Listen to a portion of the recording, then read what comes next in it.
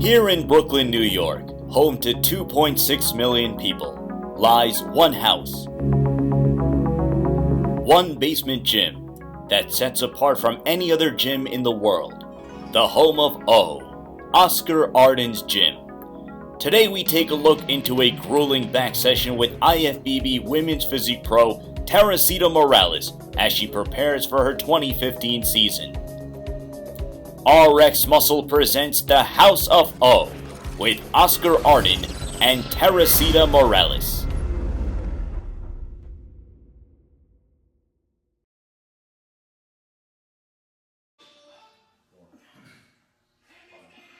Who's this Oscar Ardon, and where can I find him? And I remember one of my friends would like call, and we could never reach you. And so finally, Oscar and I met for the first time, and that was like, what, a few years ago? Mm-hmm. So we were actually friends first before we started training together. And, ever since I started training with Oscar, my training has changed dramatically. What's changed too is also the mindset too. I think that you can't just look at the results and think that it's one variable that is just affected by it. I think it's the totality of everything together, and I believe the mindset is the glue that kind of just cements the structure of this preparation, whether off season or pre-contest. So we did some adjustments in her diet and cardio and every other aspect, including training. Mm-hmm. But training is so, to me, important because it is what ties everything together. It allows the food to be absorbed in. It allows the body to really get that push, beyond the comfort zone, and really just express yourself and release stress, and just take your development to a place where there's no inhibitions. When you come here initially, there might be some mental restrictions you may have, and when I see that at first, my aim is to open that up and get them out to a place where they're comfortable but still uncomfortable, like outside the comfort zone, I guess. Mm-hmm. and push that and know that that's a norm. That if you expect to,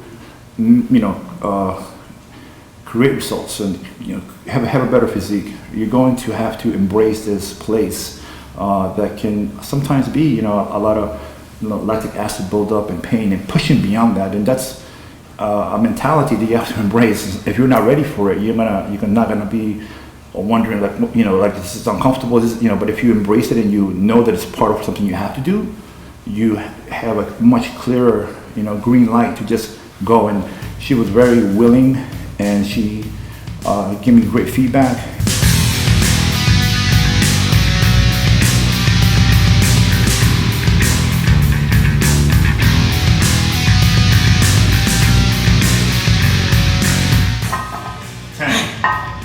Keep going, let's go. 2, come on. 3, 4, 5, come on up. 6, 3 more, let's go. 2 more. 1 more, last one. Excellent.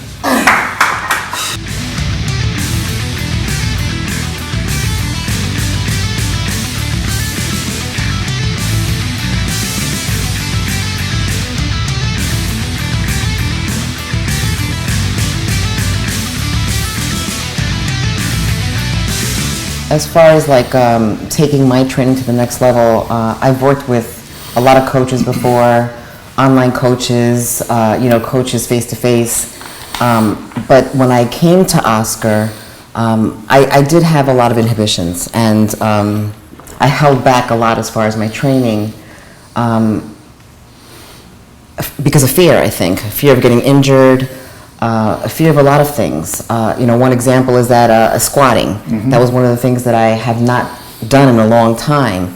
That's critical to leg training. That's due to your car accident, right? And leg development. I was in a car accident in 2009, and it prevented me from pushing it to the level that I wanted to.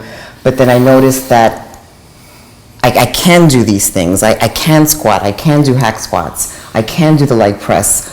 And Oscar helped me realize that by sort of encouraging me to face my fear, go beyond my limit, and assured me that I would not get hurt. And as soon as I started to embrace that, as Oscar just stated, my leg development got better and better and better. And I mean, I see that I have like some of the best legs on the stage. It's incredible when you see yourself, and when you see yourself 2 years ago to where you are now.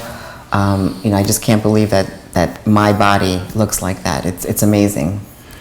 To touch on what she just said, the moment she began to embrace it, the moment she began to embrace it, she also carried that on to every aspect of her prep. It wasn't just, let's embrace the intensity and just new movements and push. Let's keep everything else the same. No, she embraced cardio, and the way we did cardio was just, she finished doing cardio and her clothes were just drenched. So she did that in her prep overall. So when you are able to do that consistently, I have no doubt that the end result is going to be something that you can marvel at and say, wow, because your legs were an area that was a weak area. That was my weakest area.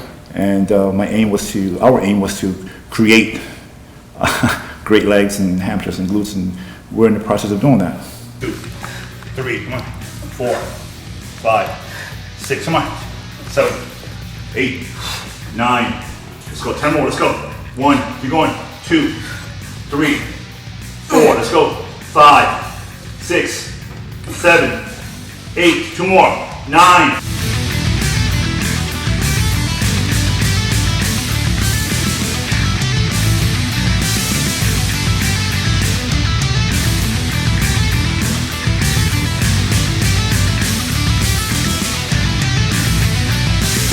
For anyone that's been doing this is not a sprint. It's a race, and every show that we did, we aimed to improve and get better and learn.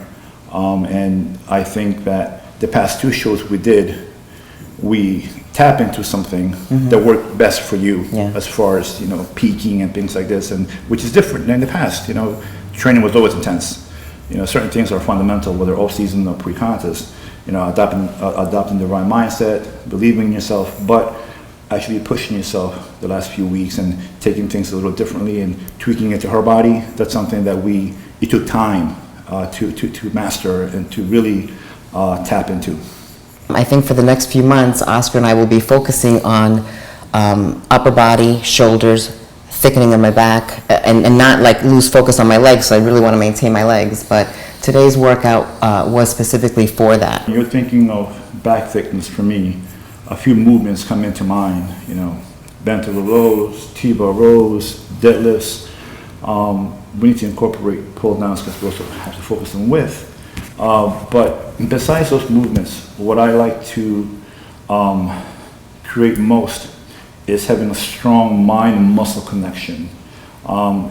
Even though she's doing heavy weight, I still want her to be conscious of contracting the muscle. It's not just moving the weight from point A to point B, but actually feeling that muscle and contracting it with the actual weight, which creates muscle growth long term. And focusing on deadlifts, which is a very fundamental movement, and that sometimes you think it's a more bodybuilding movement, but it's a great movement for glutes, hamstrings, back. Just thickness overall and core strength, and then you have the rowing movement. So it's movements like this that would help create more of a thicker, denser back when she does her back poses from the rear. So today's training session was pretty similar, to what we do, most of the time. Intensity might be a little different. It's after a show, so this is her first back session in the past 2 weeks. I think that the only thing that I can say is anything is possible. And, if you have a goal, if you really want something, then just, go out and get it and don't let anyone tell you otherwise. It's difficult sometimes and it's time consuming. You have to make a lot of sacrifices. And I'm not even just talking about the fitness industry. I'm talking about any goal that you have in life. But I think that if you set that goal and your mindset's right and you have, good people in your life, positive people in your life, that you can accomplish whatever you set your mind to. I didn't know, sometimes you see an individual and you don't know, what makes them who they are. and you can see someone on stage, you can see someone do, we really don't know their history, where they come from, what they do. For me, being a coach and helping different athletes, I'm able to listen to their stories and feel what they went through what they say, through their emotions. And with her, it was just a deep sentimental feeling about wanting to succeed, wanting to, prove yourself, not just other people, just prove yourself that you can accomplish it, you can do this. And even though it may seem to the outside people that it's maybe winning, superficial, to me and to the athletes that I coach, it's more internal. It's more of a personal achievement, it's a personal accomplishment. And that accomplishment, to see her succeed and to see her win and to see her emotions, it makes all the effort, all the sacrifice worthwhile. And just for that moment, just to see a person achieve that, to see her, I was like, wow, we'll do it again, in a heartbeat, So I know that from my perspective, I see myself a little bit in the athletes that I coach, and I see myself somewhat in her as well.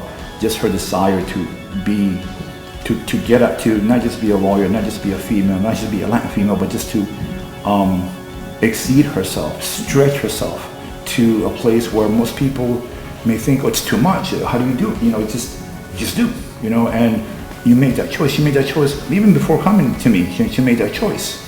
The more you teach, you learn, and you taught me things, not just about myself, but about you. That's made me a better person, a better coach, and I thank you for that, So I guess that's it. I don't know what else to say.